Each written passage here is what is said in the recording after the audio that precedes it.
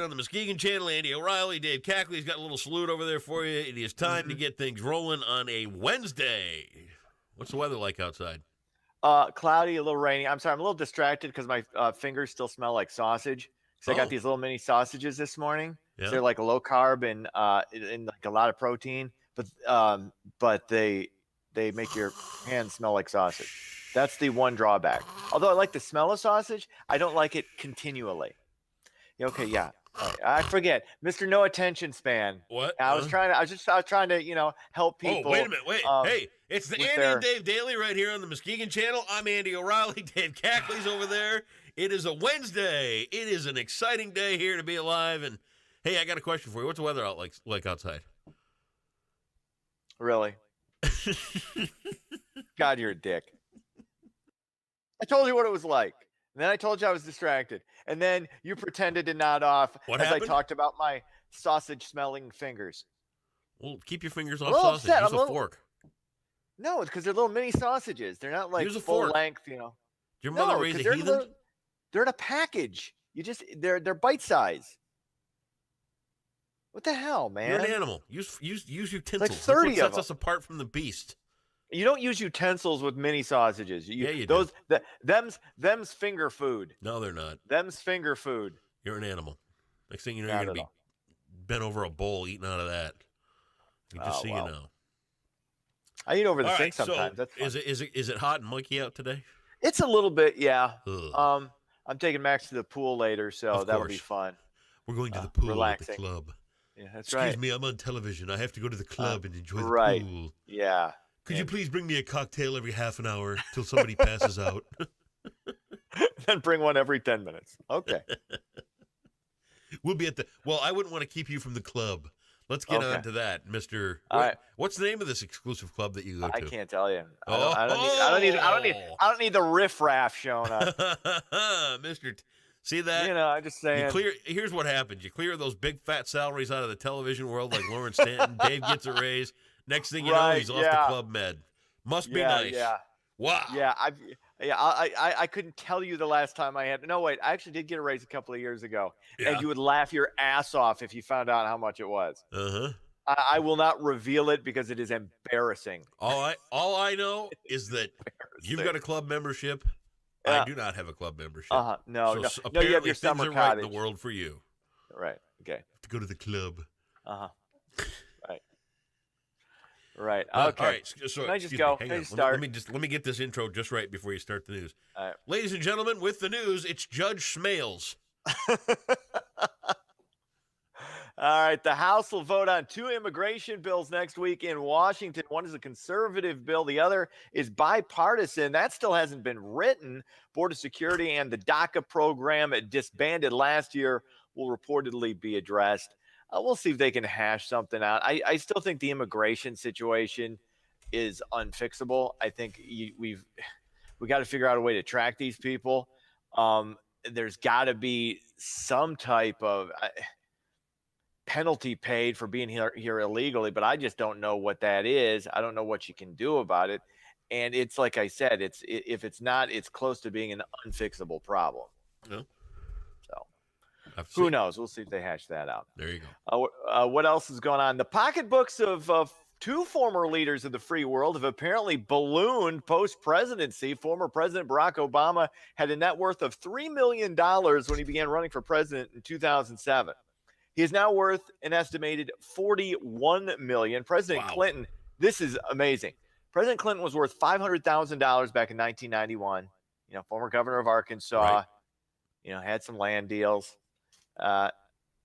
His net worth now, $242 million. Wow. I'm not good at math. I can't even tell you what percentage increase that is. It's a big percentage. I know, it's amazing. Yeah. It's incredible. I mean, you go on the circuit after you've been president, doesn't matter if it's 4 years, 8 years. Of course, George W. Bush and the first George Bush, I mean, they were borderline billionaires before they started anyway. I mean, George W. Bush was owned a Major League Baseball team. So, right.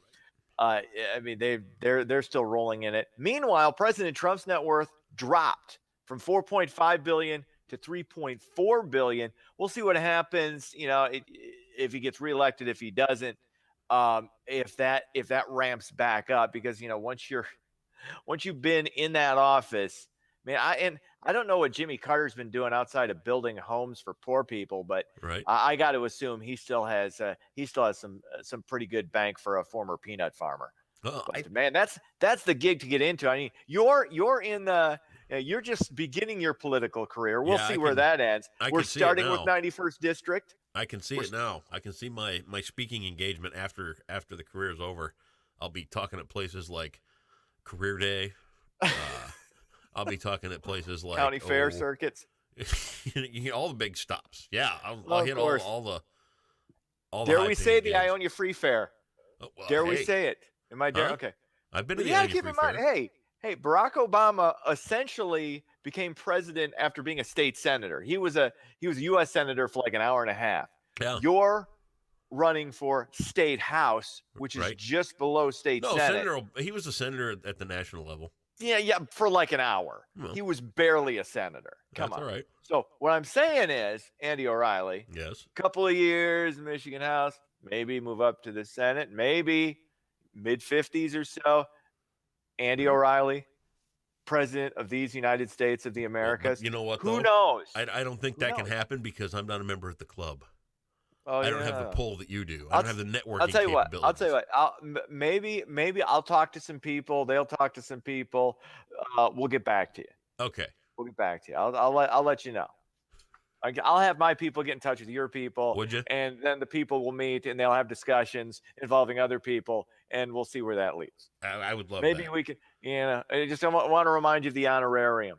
Do I get one of those, if I come to the club, do I get one of those cool pins that I can put on my swimsuit just to make sure my locker basket stays in No, you do have to wear like a little wrist corsage, though. Oh, okay. That's how you get in. Anyway, a proposal to put the city of Muskegon's fire service in the hands of Muskegon Heights received a preliminary okay from the Heights City Council earlier this week. An earlier draft of the plan will now be sent to the Muskegon City Council for discussion. Muskegon can vote to approve, reject, or make a counteroffer. I assume it's got to be some sort of counteroffer because, I mean, I don't get this from a math perspective because it seems like this is going to cost more. You're going to have more firefighters, but $3.6 million is more than $3.5 million, and that's what this will cost. So I assume there's going to be some kind of counter from Muskegon because seriously, what's the point if it's going to cost you more money? The more and more I learn about this, the more I think it kind of stinks. Yeah. Yeah. To me, it's just it. Some things need to change on both ends of the argument. Yeah. And I'm going to tell you something else too. The further I'm getting along in this election and learning more and more, a lot of this comes down to the state and the revenue sharing that they're supposed to do, which they don't. If we were getting the proper funding from the state, which we're supposed to, and this goes for any municipality all around the state of Michigan, I don't know if we'd have these problems as grave as we do, but we're not getting the amount of money in from the state that we're supposed to get when it comes to these kind of things, police and fire and schools and all that other kind of stuff. And but what's determining that? I wish I could tell you the nuts and bolts. But, there's one of these things of being a candidate where if you just don't know, you just tell people you don't know, but you're going to find out. I don't know the nuts and bolts of why the state's not giving us the revenue that we're supposed to do, or anybody in the state for that matter. Does it have to do with population? This is the kind of stuff that it's causing problems with. It's police and fire and public service and all that other kind of stuff. And you know what? The state, they just got to start giving that money back. I would assume it would have to have something to do with population and household incomes. I would think, but I could be wrong. I don't know. I think it's across the board in the state. The money that's supposed to come back to the local municipalities just isn't, and it's are people or maybe it is, and somebody's got their hands in coffers. I don't know. No, I have no idea. Yeah. I'm just speculating. I'm just throwing things against the wall, see if it sticks. That's what journalism is now. You just throw stuff out there, make accusations, say things, tweet things out, do that kind of stuff, and then get to the pool at the club. Yeah, exactly. Then Daddy's got to go swimming. That's right. Mar-a-Lago of Michigan. Yeah. Sports, Tigers lose to the Twins, and Miguel Cabrera done for the season. Ouch. He tears his biceps tendon. He's 38 years old. He's still got like 5 years left on his contract. Can you imagine 43-year-old Miguel Cabrera, kind of trying to wiggle his way up to the plate? Yeah. Swing around that ever-expanding midsection, and good Lord Almighty. Yeah. I was having a conversation with those people in news. I'm like, yeah, how morbidly obese is Miguel Cabrera going to be like 2 years after he retires? I mean, this dude is going to be on Celebrity Fit Club if they ever bring that back in like 5, 10 years. So judgmental? I'm not being judgmental. I'm just saying, for an American athlete, for a multi-million-dollar athlete to just watching, I remember seeing that happen to the old Padre Tony Gwynn, who, towards the end of his career basically was a bowling ball. And then after he became an analyst was like just a larger bowling ball. It's just insane to me. I mean, I get normal, typical American Joes. Okay. We got other things going on. We can't be necessarily paying as much attention to that, but you'd think, you're a multi-million-dollar athlete, you'd have access to, some Slim Fast. I don't know.